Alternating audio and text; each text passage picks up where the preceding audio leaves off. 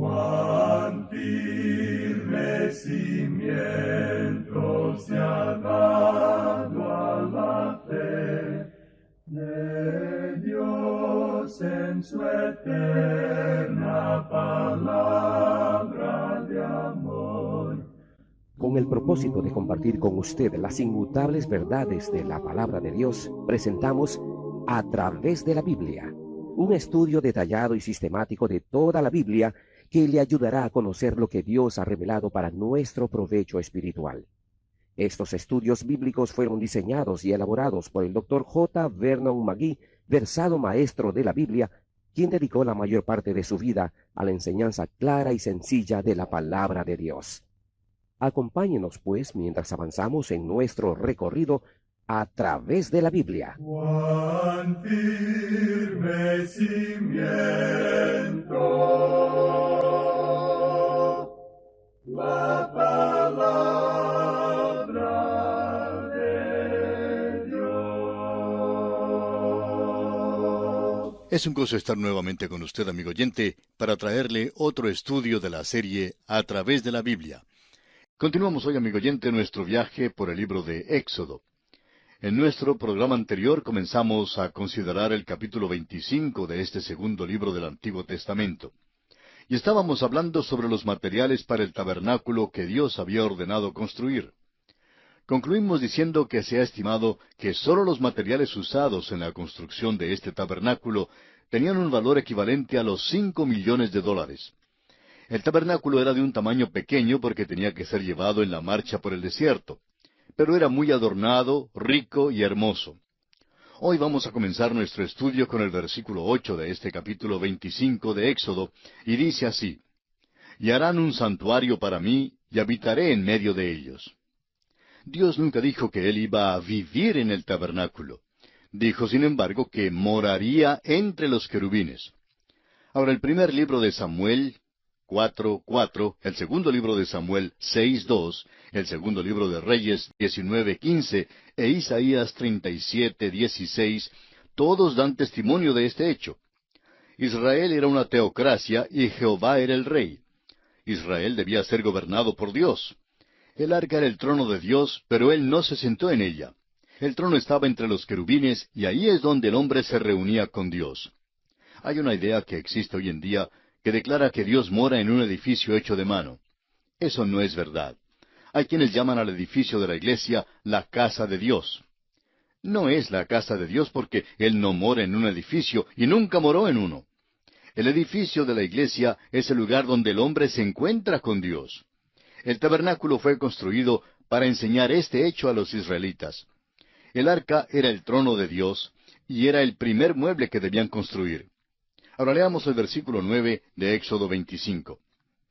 «Conforme a todo lo que yo te muestre, el diseño del tabernáculo y el diseño de todos sus utensilios, así lo haréis». El escritor a los Hebreos nos dice que este tabernáculo terrenal fue modelado conforme al tabernáculo en el cielo. Surge entonces la pregunta, ¿hay un tabernáculo literal en el cielo?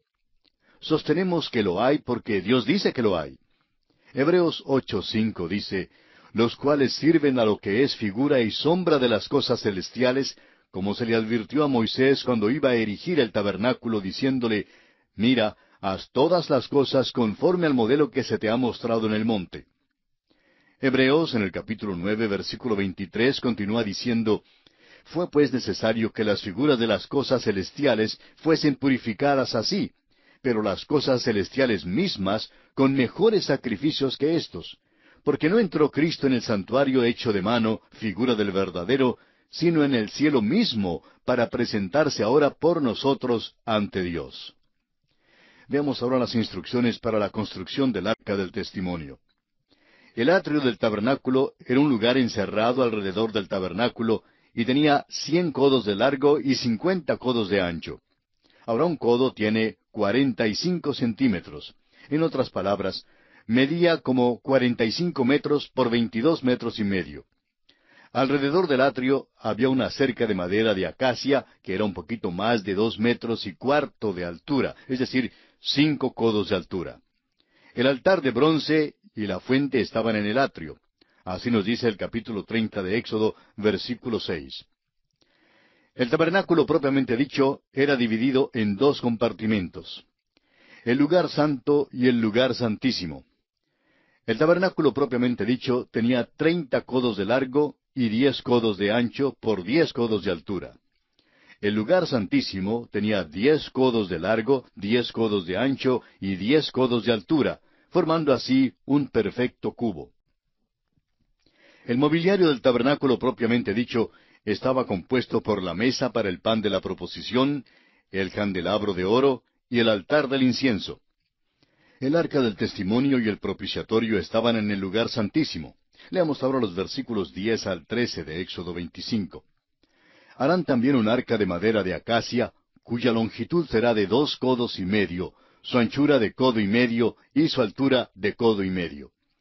Y la cubrirás de oro puro por dentro y por fuera, y harás sobre ella una cornisa de oro alrededor. Fundirás para ella 4 anillos de oro, que pondrás en sus 4 esquinas, 2 anillos a un lado de ella, y 2 anillos al otro lado. Harás unas varas de madera de acacia, las cuales cubrirás de oro.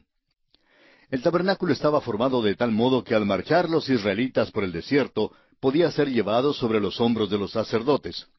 Era erigido cuando acampaban y lo quitaban cuando iban a marchar a otro lugar. Cada mueble en el tabernáculo estaba equipado con anillos y varas para poder ser llevado fácilmente por el desierto.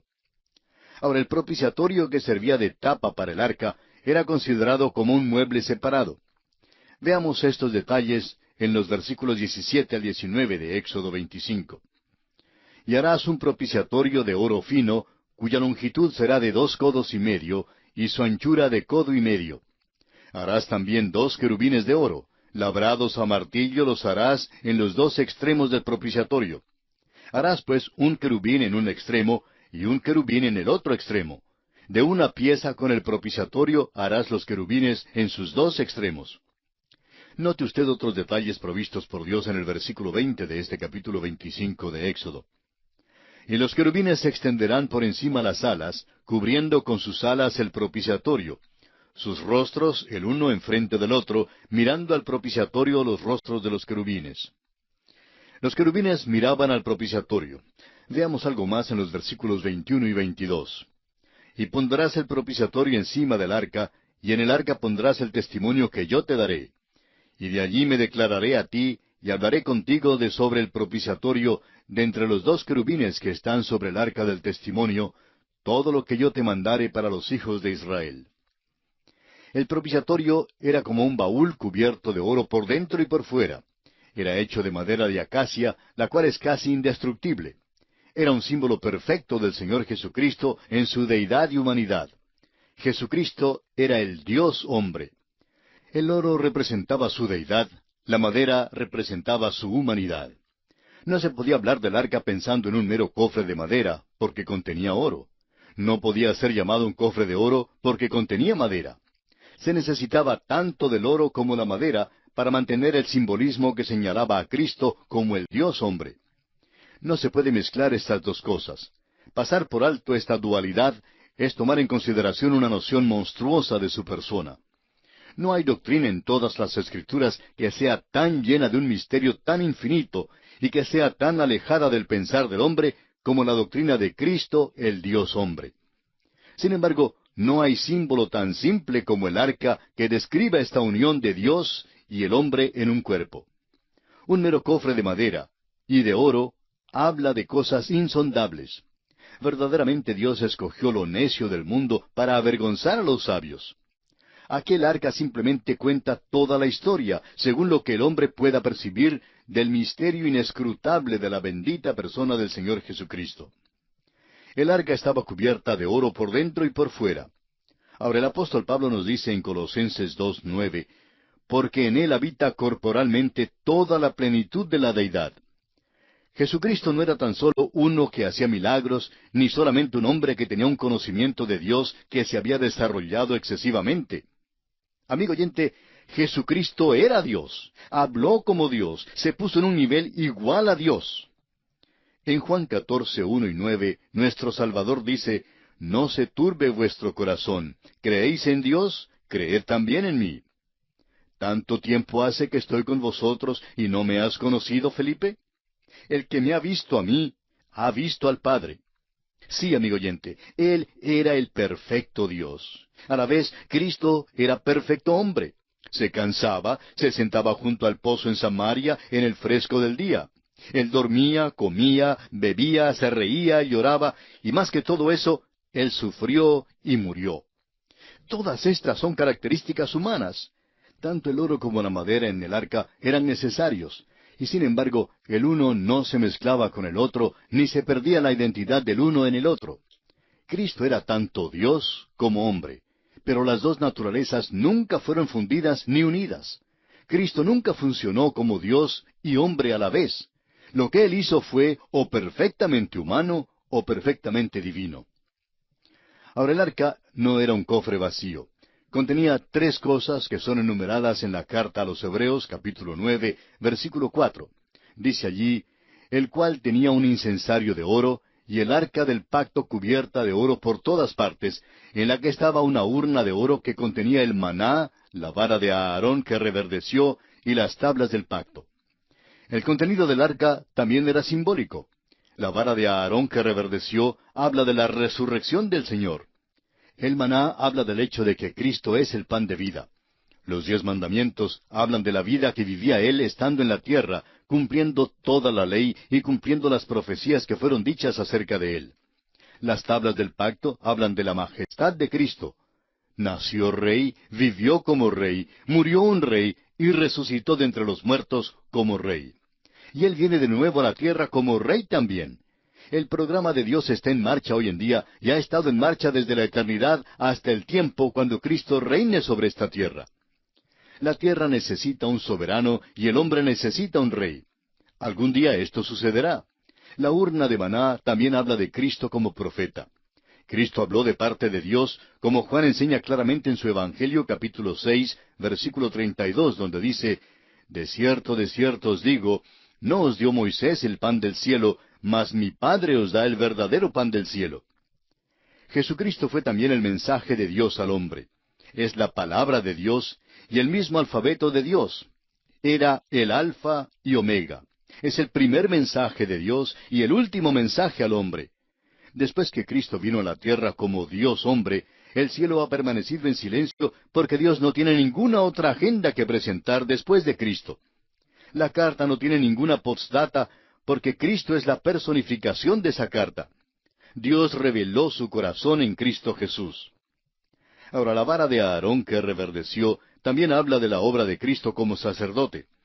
El profeta habló por Dios delante del hombre, pero el sacerdote habló por el hombre delante de Dios. Cristo se ofreció como sacerdote. Murió en la cruz, resucitó de entre los muertos y ascendió a los cielos. Aún ahora mismo se sienta a la diestra de Dios en el cielo. Jesucristo, el Dios hombre, resucitó de los muertos, y Él es el ejemplo único de la resurrección hasta la hora presente. La vara de Aarón habló de aquella resurrección. Fue una vara muerta que fue vivificada. El arca habla de Cristo como profeta, sacerdote y rey.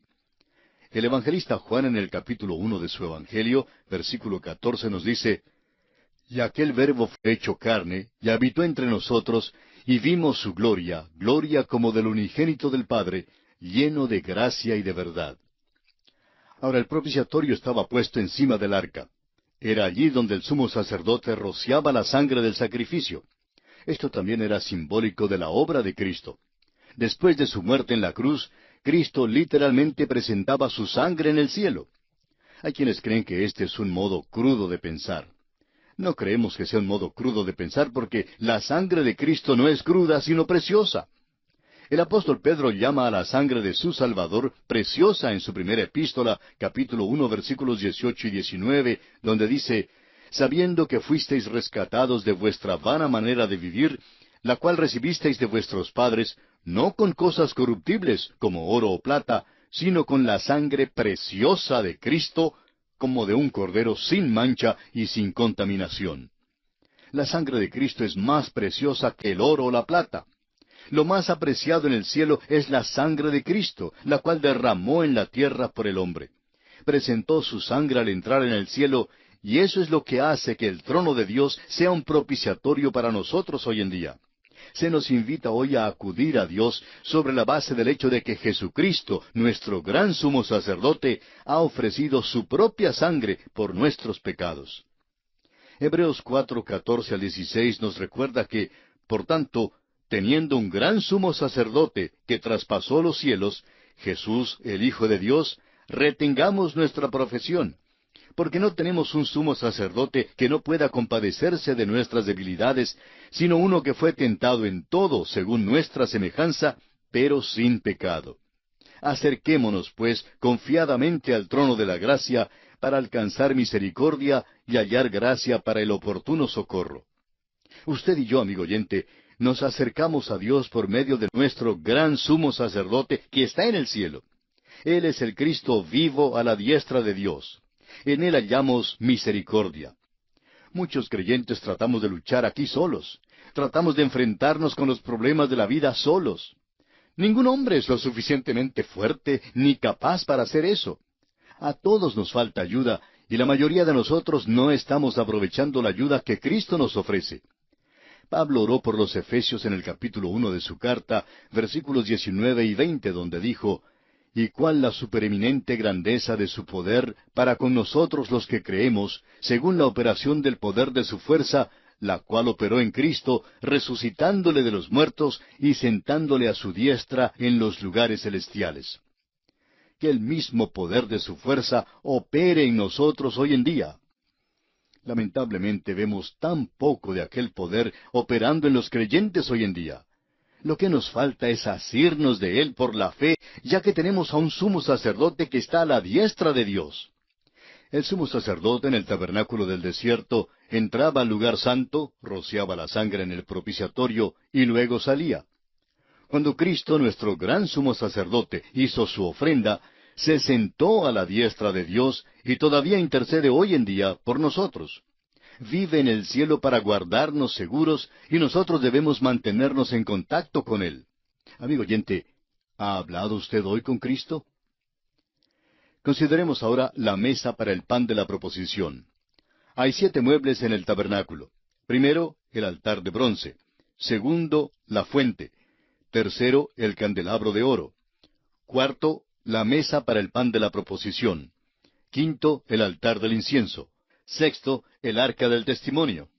Y séptimo, el propiciatorio. La mesa para el pan de la proposición estaba situada en el lugar santo junto con el candelabro de oro y el altar del incienso. La mesa para el pan de la proposición y el candelabro de oro hablan de la adoración. Dentro del lugar santo está el lugar de la adoración. El candelabro de oro es una de las figuras más perfectas que tenemos de Cristo. La mesa para el pan de la proposición habla de Él como el pan de vida. El altar del incienso habla de la oración. Hoy en día, el Señor es nuestro gran intercesor. El tabernáculo es así una representación de la persona de Cristo. La mesa para el pan de la proposición tiene 12 panes sobre ella. Hay muchas explicaciones en cuanto a cómo fueron arreglados estos panes, pero lo importante para recordar es que cada pan representa una tribu de Israel. En otras palabras, Dios estaba proveyendo la igualdad para todos. Prosigamos ahora con el versículo 23 de este capítulo 25 de Éxodo. Harás asimismo una mesa de madera de acacia. Su longitud será de 2 codos, y de 1 codo su anchura, y su altura de codo y medio. Note usted que la mesa para el pan de la proposición es de 2 codos de largo y 1 codo de ancho, es decir, 2 veces más larga que ancha. Tiene 1 codo y medio de altura. La mesa para el pan de la proposición tiene la misma altura del arca del testimonio. Ahora el versículo 24, y la cubrirás de oro puro, y le harás una cornisa de oro alrededor. La cornisa de oro es un reborde alrededor de la mesa para guardar que el pan no se caiga. Otras especificaciones encontramos en los versículos 25 y 26. Le harás también una moldura alrededor de 1 palmo menor de anchura, y harás a la moldura una cornisa de oro alrededor. Y le harás 4 anillos de oro, los cuales pondrás en las 4 esquinas que corresponden a sus 4 patas. Una vez más se nos dice que debían meter varas a través de los anillos para que la mesa para el pan de la proposición pudiera ser llevada por el desierto al viajar los israelitas. era llevada en los hombros de los sacerdotes. Avancemos algo más con los versículos 29 y 30 de Éxodo 25. Harás también sus platos, sus cucharas, sus cubiertas y sus tazones con que se libará. De oro fino los harás. Y pondrás sobre la mesa el pan de la proposición delante de mí continuamente. Tanto el pan como la mesa son figuras de Cristo. Lo representan a Él. La mesa para el pan de la proposición sugiere muchas cosas. Habla de alimentos, de provisiones y de abastecimiento. Es una mesa de salvación. Nuestro Señor dio una parábola en Mateo 22, 1 al 10, la cual nos cuenta de la fiesta de bodas del Hijo del Rey. Ahora los convidados rehusaron venir, y esto incitó al rey a tratar directamente con quienes habían rehusado venir. Habiendo hecho esto, el rey extendió la invitación para que incluyera a aquellos en las salidas de los caminos. En Mateo 22, versículo 10, leemos, «Y saliendo los siervos por los caminos, juntaron a todos los que hallaron». Fueron convidados a venir y a comer. Y así la invitación ha salido al mundo hoy en día, para que todos vengan y participen de la salvación que se halla en el Señor Jesucristo. También es una mesa de providencia. Dios, siendo creador, provee toda la comida necesaria tanto para el hombre como para la bestia. Ahora, gústele o no, amigo oyente, usted come todos los días en la mesa de Dios, hablando de la esfera física. Sin embargo, cuán pocos reconocen esta verdad y se olvidan de darle gracias a Él por sus abundantes provisiones. Dios es quien provee lo necesario para nosotros. Esta mesa también habla de la cena del Señor, como fue instituida por el Señor en las horas antes de su muerte en la cruz. Es una mesa para creyentes. La mesa para el pan de la proposición es una prefiguración de Cristo como el sustentador de la vida espiritual del creyente. La mesa tenía 2 codos de largo, 1 codo de ancho y 1,5 codos de alto. Era hecha de madera de acacia y cubierta de oro. La incorruptible madera de acacia habla de su humanidad. Esta madera era un producto de la tierra, pero no estaba sujeta a la acción química de la tierra. Del mismo modo, nuestro Señor tuvo un cuerpo hecho del polvo de la tierra y concebido en el seno de una virgen. Ahora, el oro habla de su deidad, pero el oro no es producido por la tierra, es separado de ella y tiene un valor inherente. En cuanto a su deidad, Cristo no fue de esta tierra, era Dios, vino de la gloria. Ahora en la mesa eran puestos 12 panes. Se habla de la mesa y el pan como uno. Nosotros hacemos lo mismo hoy en día cuando hablamos de la mesa del Señor. No comemos la mesa, sino que asociamos la mesa con la comida. El pan era cambiado cada sábado. La familia sacerdotal comía con vino. El pan que era quitado lo comía en el lugar santo. El pan habla de Cristo como el dador de la vida. Cristo interpretó esto en Juan capítulo 6, versículo 32, cuando dijo, de cierto os digo, no os dio Moisés el pan del cielo, mas mi Padre os da el verdadero pan del cielo». Un poco tiempo después, en el versículo 35 de este mismo capítulo 6 del Evangelio de Juan, Jesucristo dijo, «Yo soy el pan de vida. El que a mí viene nunca tendrá hambre, y el que en mí cree no tendrá sed jamás». El pan de la proposición también habla de Cristo como el sustentador de la vida. La vida eterna es un don y es el maná que descendió del cielo. La persona que recibe el maná recibe entonces la vida eterna. Sin embargo, la vida eterna necesita de una comida especial para sustentarla, para ayudarla a crecer y para hallar fuerza. El pan de la proposición representa a Cristo como aquella comida especial para aquellos que han participado del maná de la vida. Es nuestra oración, amigo oyente, que usted hoy participe de este maná y reciba así la vida eterna en Cristo Jesús.